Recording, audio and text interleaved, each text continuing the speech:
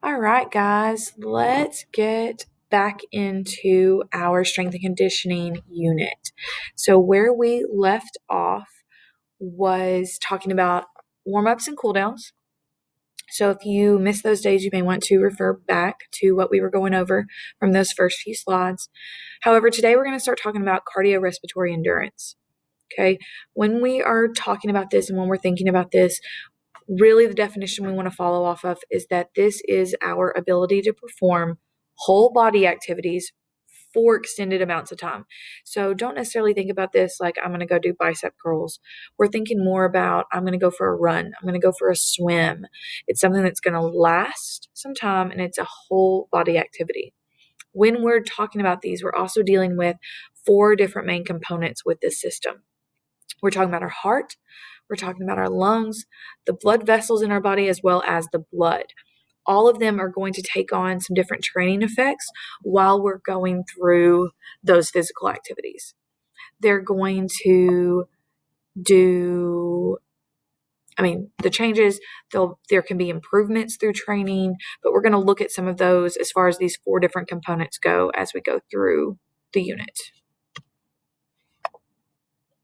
So, as far as getting started with this, let's look at the aerobic capacity of our body. So when we talk about aerobic capacity, really what we're thinking about is our VO2 max.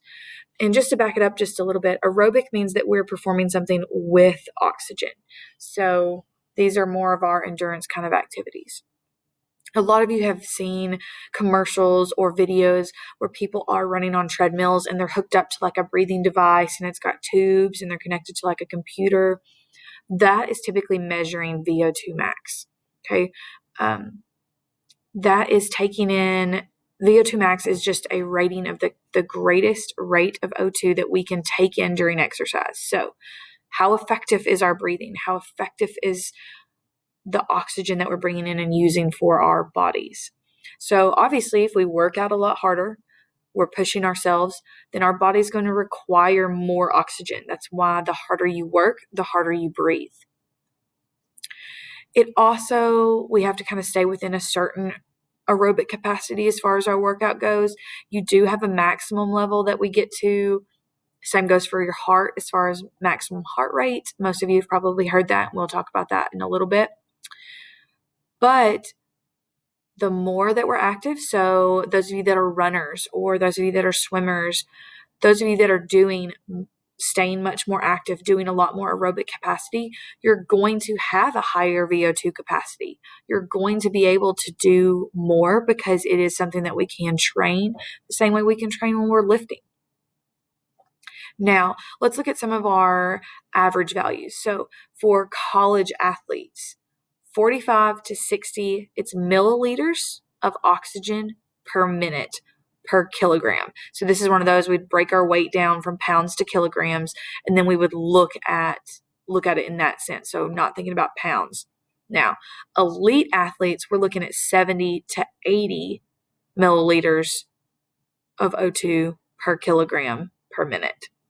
So you can see there's quite a bit, there's a pretty decent jump even from college to elite athletes as far as those values. Now, when we're looking at those capacity, there's 3 main things that we need to consider as far as what is going to affect it.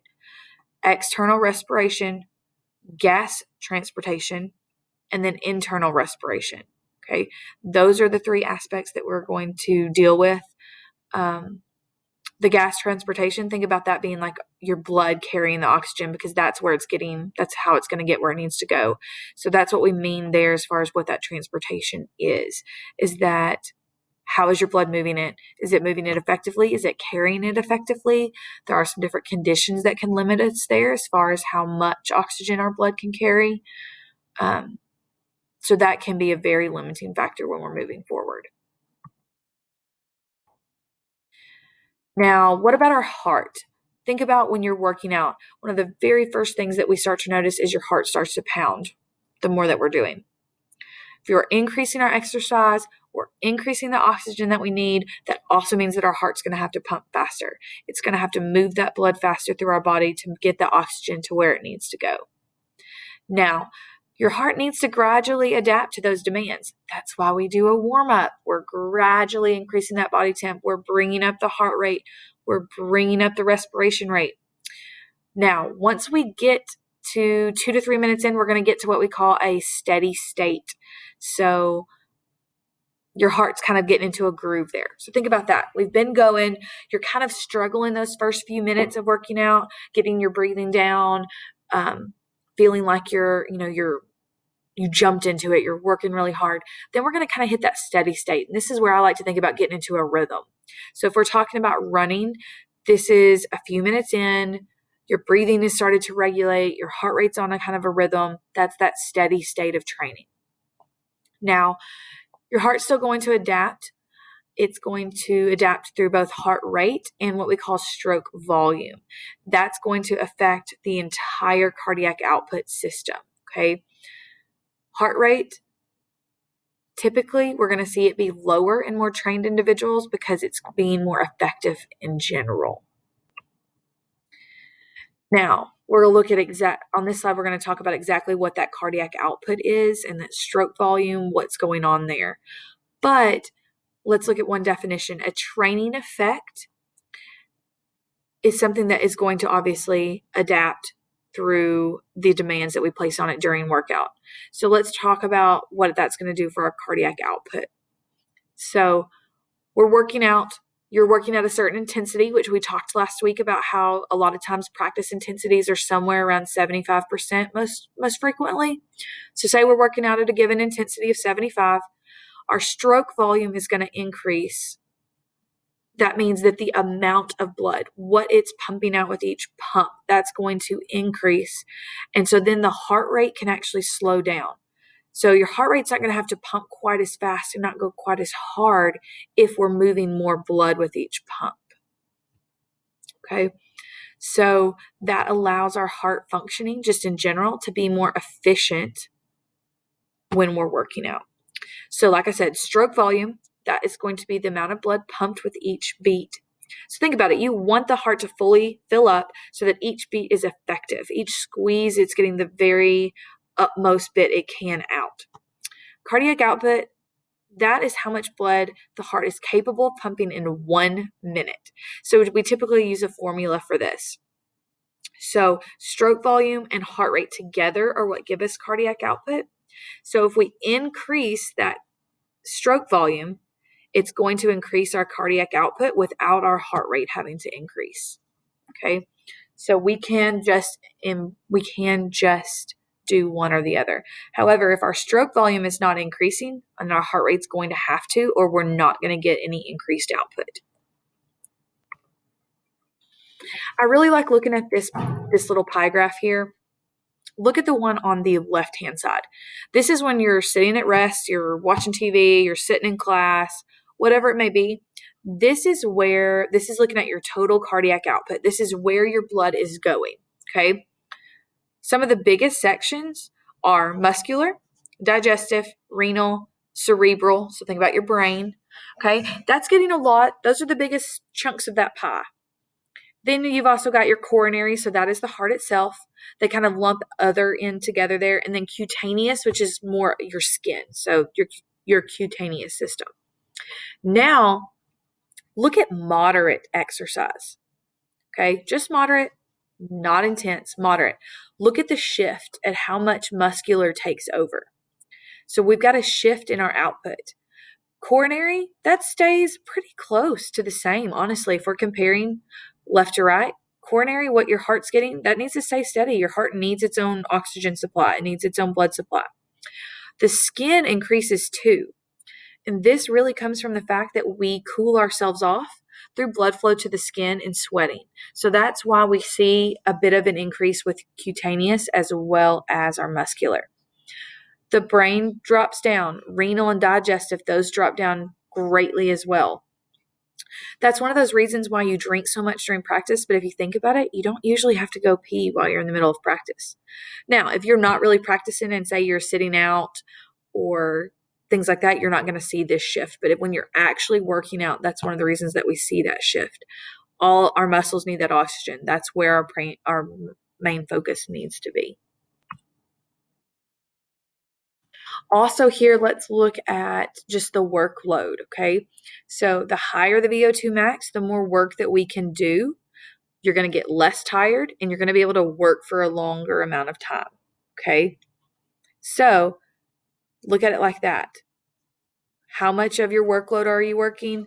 And then how much can you actually get done? The higher the VO2 max, the more work that we're going to be able to get done in that same amount of time frame. Now then, let's go into a little bit of our energy system. So I've heard some of you guys mention a little bit of this before, that you learned some of this in biology, but we're not going to go super in depth into it, but we do need to look at some of the differences. The big thing I want you to consider here is that our different sports have different needs. If you are swimming or running cross country, you're going to have a different need than my track athlete that's running a 100-meter sprint. Okay, then a softball player that's main focus is 60 feet from first base to second base. There's a difference in our distance running and our sprinting. Now, we do have some sports that kind of have a combination of those, and that's fine. Soccer, even football, you're going to have sprinting times as well as it being a long event. But in general, our distance versus our short sprinting kind of activities, okay? There are three main energy systems that we're going to deal with. ATP, which most of you have heard of, that's an energy source for the cell.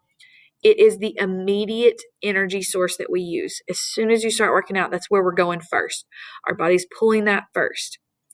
It is ultimately produced from glucose breakdown, which if you remember, glucose is a sugar. We get that sugar from food. We keep that. That's where blood sugar is. That is sugar that is in the blood. That's what we're pulling first. And this whole thing is considered an anaerobic activity. Anaerobic means that it can be performed without oxygen. So how much oxygen we're bringing in through working out that does not have any effect on us using ATP and creating ATP. Then we have the glycolytic cycle.